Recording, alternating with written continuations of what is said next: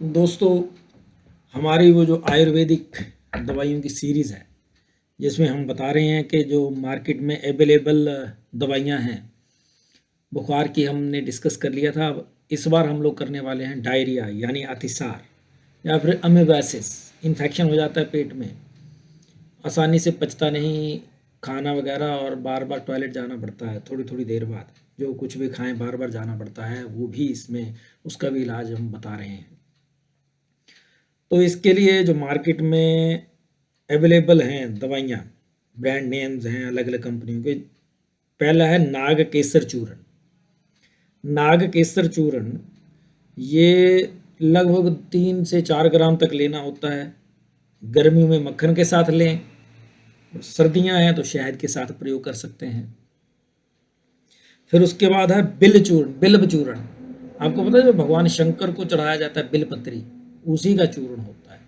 और वो जो उसका फल होता है उसका प्रयोग भी कर सकते हैं, उसका पानी जूस बना करके गर्मियों में उसका प्रयोग किया जा सकता है। ठंडा होता है काफ़ी, लेकिन वो पाचक भी होता है। उसके पत्तों का प्रयोग कर सकते हैं।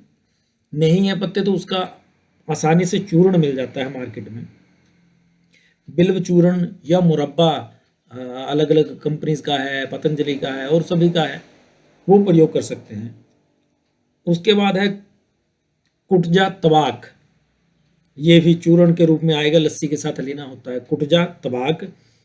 या फिर एक और है कुटजा आंवले है। कुटजा तथा आंवले का मिश्रण है, ये चूर्ण ही है। ये भी इसको पानी के साथ प्रयोग कर सकते हैं। कुटजा रिष्ट।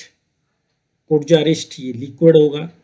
ये 2 चम्मच मान लो आपने इसके कुटजा रिष्ट के डाले, तो 2 चम्मच पानी डाल करके कटोरी में, और फिर उसको पी लें। उसके बाद पानी दूसरा पी लें। थोड़ा कड़वा होगा, लेकिन बड़ी जल्दी रिजल्ट्स देते हैं ये दवाइयाँ। इसके साथ साथ जो साधारण हमारा पाचन अगर खराब हो गया हो, साधारण अगर किसी को दिक्कत आ रही है पाचन क्रिया में, तो उसके लिए बड़ी मार्केट में अवेलेबल जो दवाइयाँ हैं वो देख लीजिए। एक है बृहत गंगाधर चूर्ण।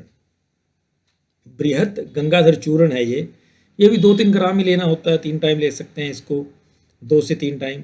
और ये चावल की मांड यानी चावल का जो पानी उबालें, उसके बाद जो पानी रह जाता है बर्तन में, वो जो पानी है उसके साथ ले सकते हैं गर्मियों में, और सर्दियों में शहद के साथ लेना होता है। फिर है लघु गंगाधर चूर्ण। लघु गंगाधर चूर्ण लस्सी या शहद के साथ, वही गर्मी और सर्दी में।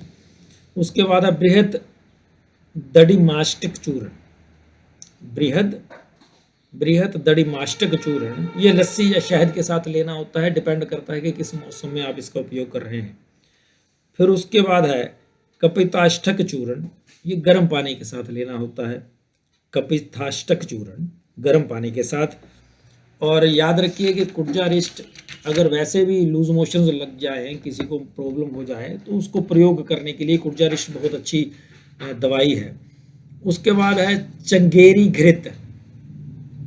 ये घी में दवाइयाँ शोधी गई हैं, दवाइयाँ घी में डाली गई हैं, फिर घी बना है, तो इसका उपयोग कर सकते हैं। चंगेरी घृत इसका नाम है। गुनगुना पानी प्रयोग कर सकते हैं इसके साथ। फिर उसके बाद कर्पूर रस वटी के रूप में आता है। ये शहद शहद के साथ लेनी होती है, लेकिन इसको बड़े ध्यान से खाने की ज़रूरत होती है, क्योंकि मरकरी यानी पारे का थोड़ा इसमें भाग होता है, तो ये नुकसान कर सकता है अगर ज़रूरत से ज़्यादा इसका उपयोग कर लिया जाए तो ये ध्यान देना कि इसका प्रयोग करते समय बड़े ज़्यादा समय तक कर्पूर रस की जो बटी है ज़्यादा टाइम तक यूज़ नहीं करना।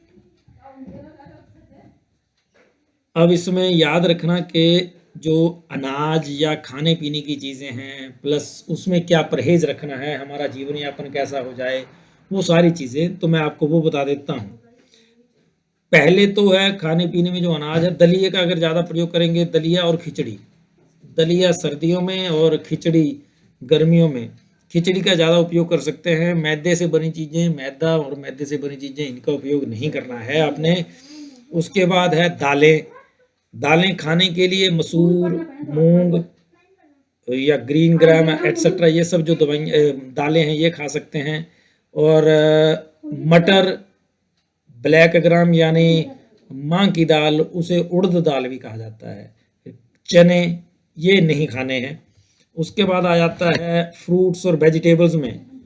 तो फ्रूट्स में अनार खा सकते हैं, बिल्व और बिल से संबंधित जो भी पदार्थ हों, केला, लौकी, लसूड़े इत्यादि। और उसके बाद आपने जो नहीं खाना है सब्जियां या फ्रूट्स, उनमें है कटहल, फलियों वाली सब्जियां, खीरा, ककड़ी, बथुआ, कद्दू, अंगूर, प्लम्स, ये सारे नहीं खाने हैं। शहद का प्रयोग कर सकते हैं लेकिन सर्दियों में अगर पचेगा तो। फिर जीरा, धनिया, लस्सी, बकरी का दूध, ये आपको प्रयोग करना है। और जो आप प्रयोग नहीं करेंगे वो है ज़्यादा पानी नहीं पीना है। अगर आप पेट से संबंधित, आपको पाचन क्रिया से संबंधित कोई दिक्कत है तो ज़्यादा अधिक पानी नहीं पिए। गन्ने का जूस आपको नुकसान देगा, दही सुपाच्य नहीं होगा, सुपारी से संबंधित पदार्थ, फिर उसके बाद शराब, ये सब चीज़ें आपके लिए पथ्य हैं, आपने प्रयोग नहीं करनी है।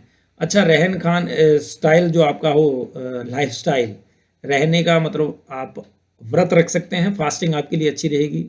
निद्रा, नींद, आराम, रिलैक्सेशन, ये सब आपके लिए अच्छा रहेगा। आपके लिए जो सही नहीं होगा वो है एक्सरसाइज करना, बहुत ज़्यादा नहाना, मसाज यानी मालिश, फिर पसीना आना, कहीं भी काम करेंगे तो पसीना आएगा, वो सब नस्वार, नाक से संबंधित कोई भी चीज़ें अगर आप ले रहे हैं, कई लोग नशा भी कर देते हैं, तो वो सब चीज़ों से बचना है आपने। अच्छा, सूरज की अधिक रोशनी नहीं लेनी है, दिन में बहुत कम सोएं तो अच्छा रहेगा, ठीक है जी। उसके बाद क्रोध आपके लिए बुरा रहेगा, रात को जागना सही नहीं होगा। और साथ ही साथ एक बात का और ध्यान रखिएगा कि आपको जो अगर टॉयलेट जाना हो, बाथरूम या टॉयलेट कुछ भी हो, प्यास लगी हो, भूख लगी हो, तो ये ज़्यादा नहीं इनका इंतज़ार करना, इसको पूर्ण कर देना इस शरीर की मांग को, वरना आपको नुकसान हो सकता है। ये आपके लिए आज था डायरिया से संबंधित आपके लिए जो हमारा एपिसोड। अगर कोई और प्रश्न हो तो आप इस पे लिख सकते हैं, हमें बता सकते हैं, पूछ भी सकते हैं, लेकिन ध्यान रखिएगा सबसे ज़्यादा ज़रूरी होता है पथ्य करना, परहेज करना, वो ज़रूरी है। दवाइयाँ मार्केट में अवेलेबल हैं, कहीं से भी आप खरीद सकते हैं। भारत माता की जय।